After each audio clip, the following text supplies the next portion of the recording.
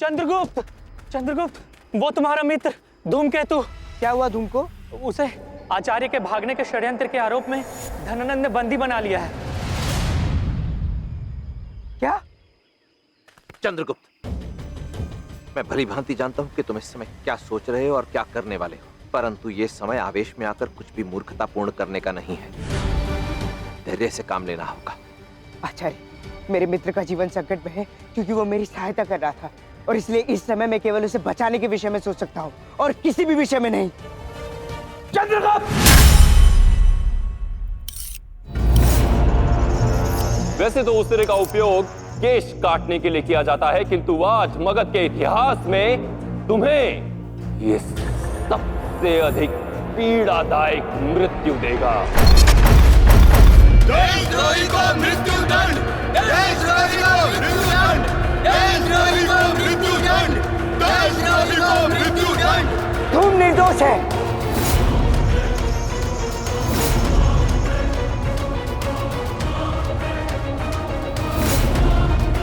चाणक्य को मैंने मुक्त कराया है सम्राट।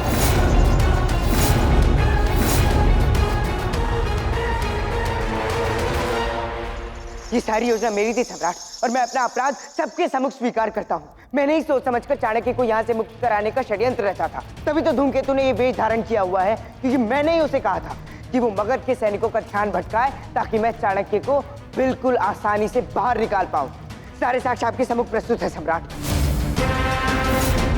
जब अमात्य और उनके गुप्तचर भी चाणक्य को नहीं ढूंढ पाए, तो मैंने उन्हें ढूंढा सम्राट। एक बार नहीं, 2 बार, बिना किसी सहायता के, बिना किसी सेना के। जबकि यहाँ इस बात से कोई भी अनभिज्ञ नहीं है कि चाणक्य किसी सेना से कम नहीं है। क्यों अमात्य, मेरी इस बात से तो आप निश्चित ही सहमत होंगे ना? तो फिर आप ही सोचिए सम्राट कि मैंने उस चाणक्य को बंदी कैसे बनाया होगा, क्योंकि वो मेरी इस योजना में स्वयं सम्मिलित थे। जो कुछ हुआ उनकी ही मंशा से हुआ।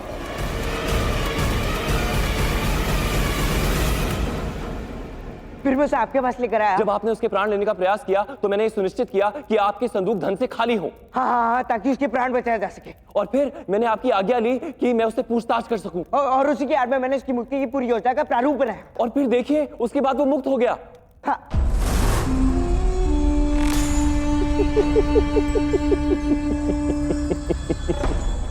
सम्राट, ये वो क्या है ना चंद्रगुप्त, तुम्हारे इस मित्र ने अपना अपराध पहले ही स्वीकार कर लिया है कि इसने चाणक्य की सहायता की, और इसने यह भी बताया कि जैसे ही तुम्हें इस सत्य का ज्ञान होगा तुम ऐसी ही पंक्तियां बोलोगे इसे बचाने के लिए।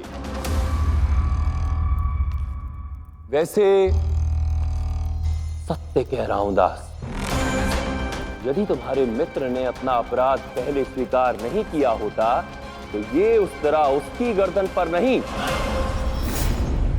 तुम्हारी गर्दन पर होता। सम्राट, कृपा कर मेरी बात सुनिए। जो भी किया मैंने किया, जो दंड देना है मुझे दीजिए। शांत, शांत। दंड के लिए तुम्हें भिक्षा मांगने की कोई आवश्यकता नहीं है दास, क्योंकि दंड तो तुम्हें अवश्य मिलेगा। ऐसा दंड मिलेगा जो तुम्हें सदैव स्मरण करवाता रहेगा कि तुम्हारा कर्तव्य केवल सम्राट के प्रति है और किसी के प्रति नहीं। ना माता, ना पिता, ना भाई, ना बहन, ना ही मित्र। ऐसा दंड जो कि मृत्यु दंड से भी भयंकर होगा।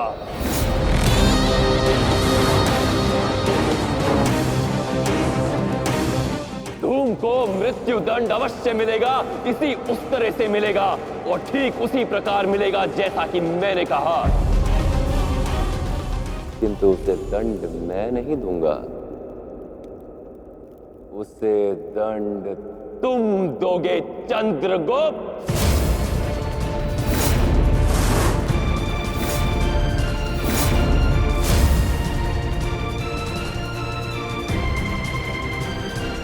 ये लो, इसे महल में लाने का अपराध तुमने किया, इस पर अंधविश्वास करने का अपराध तुमने किया, तो अब अपने अपराध का पश्चाताप करो।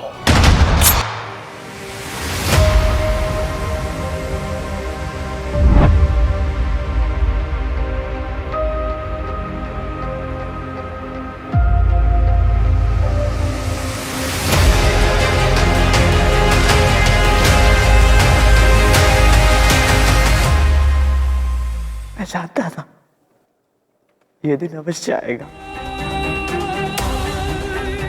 इसलिए मैंने शपथ ली थी, चाहे जो कुछ हो जाए, मैंने जो योजना बनाई है कभी उसे विफल नहीं होने दूंगा। चला दो उस तरह, कर दो ये सत्याग्रह का। क्यों तुम मेरे लिए अपने प्राण त्याग रहे हो अमित? मैं तो केवल एक साधारण सा रास्ता चल, तो तुम्हारे साथ रहकर अखंड भारत की, तुम्हारे भावी सम्राट बनने की इस यात्रा में जुड़ने का अवसर मिला। और अब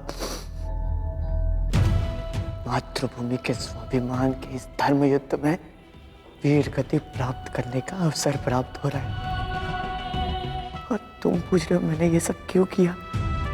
सब इसलिए कर रहा हूं चंद्र, क्योंकि मुझे तुम पर विश्वास है।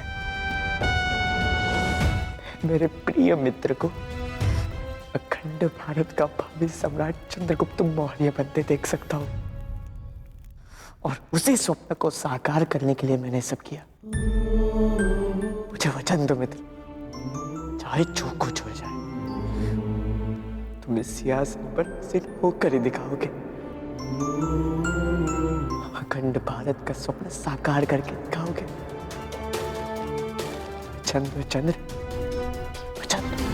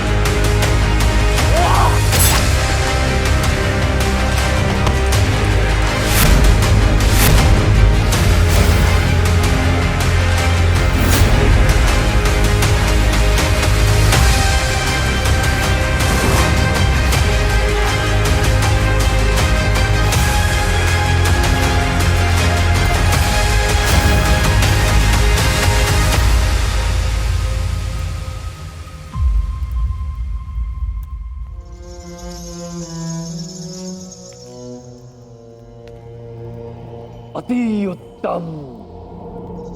तुमने अपनी मित्रता को न्याय के मार्ग की बाधा नहीं बनने दिया। मुझे तुमसे यही आशा थी। अति उत्तम।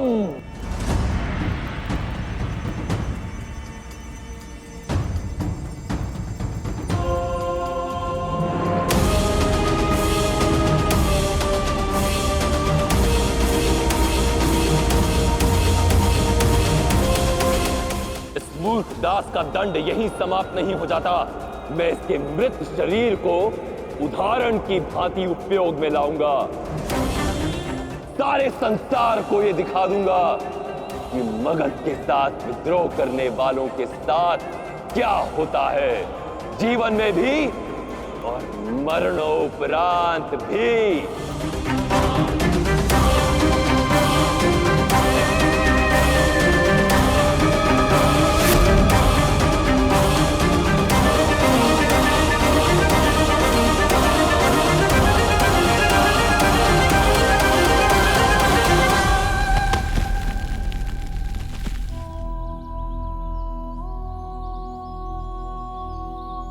ये मर चुका है, किंतु इसका दंड अभी शेष है। यहां से आने जाने वाला प्रत्येक नागरिक इस पर पत्थर फेंकेगा।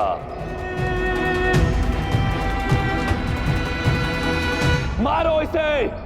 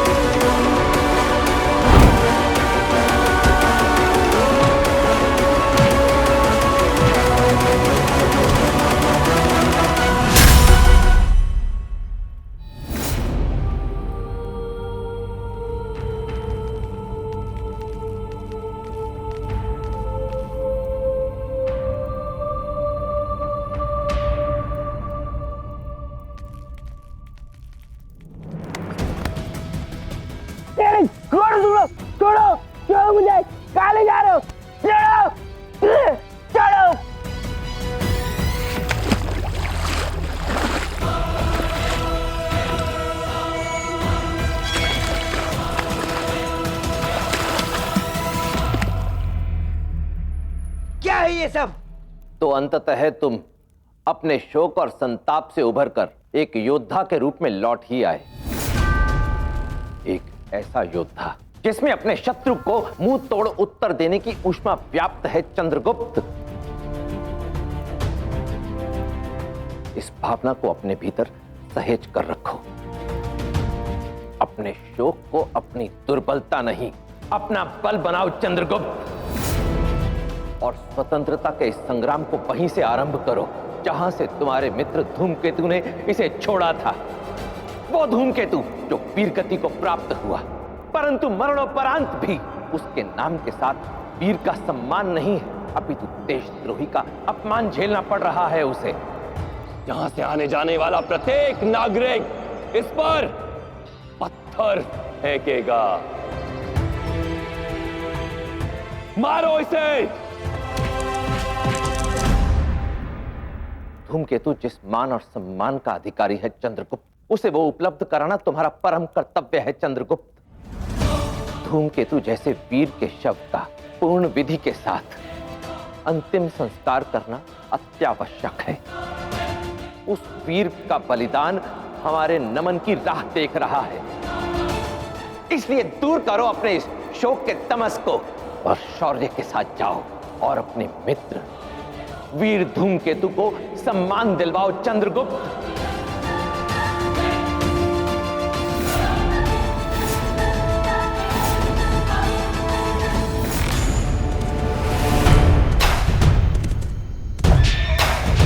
चंद्रगुप्त चंद्रगुप्त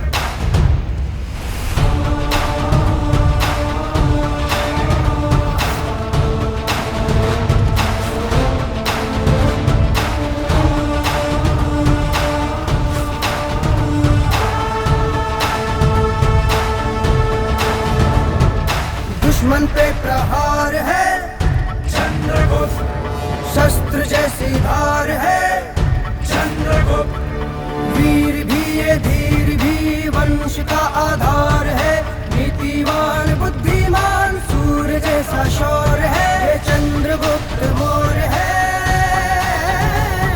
ये चंद्रगुप्त मौर्य है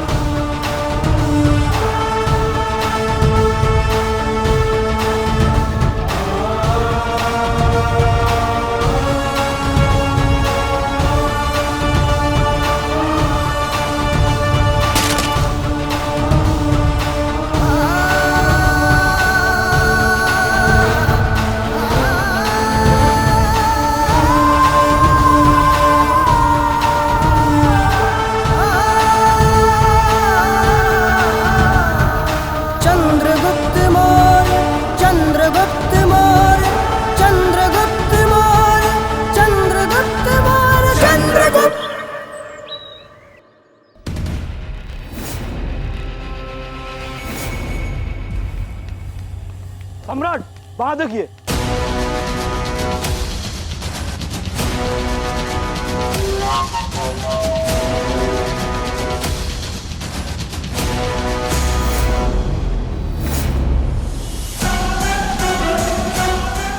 तुम्हारा सर्वनाश निकट है धनानंद। सज रहो अपने अंत के लिए।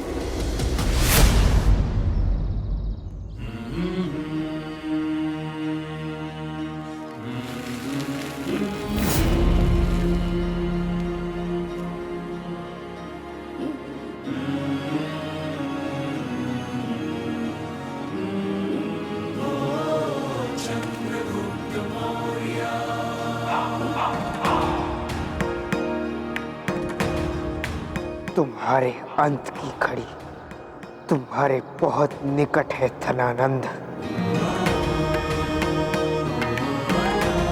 मैं प्रतिकार लूंगा उस हर एक जीवन का जिसका तुमने अंत कर दिया, उस जीवन की एक एक बूंद का ऋण चुकाना होगा तुम्हें। ये प्रण है चंद्रगुप्त मौर्य का, अखंड भारत के उस भावी सम्राट का जो तुम्हारा विनाश कर देगा।